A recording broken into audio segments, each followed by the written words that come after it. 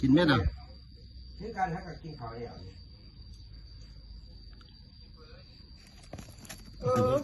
มันตัวหนังใส่เจียว สมุกอ่อนนะรถ เฮ้ยยาคือหนังใส่แท้ เพื่อนบอก สมุกอ่อนนะรถบ่ ต้องพักกันนะให้เก็บเม็ดพอให้ลูกศิษย์มันใส่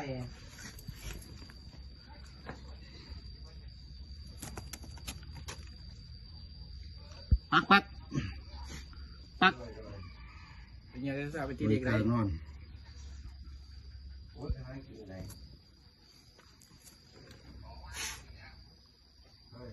เป่าขนจะว่าแป๊กออกนอกฮะตัวรอกถือว่าเป่าขนจะว่าแป๊กออกด้วย ซ่อมเครื่องบนเอา โอ้ ซ่อมซื้อเบิ้งบนเอ้าฉันนัดจะเต็มเลยซ่อมเครื่อง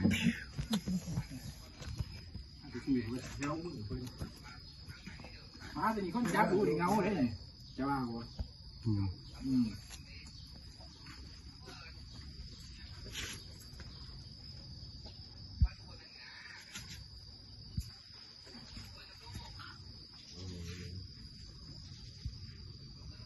เศร้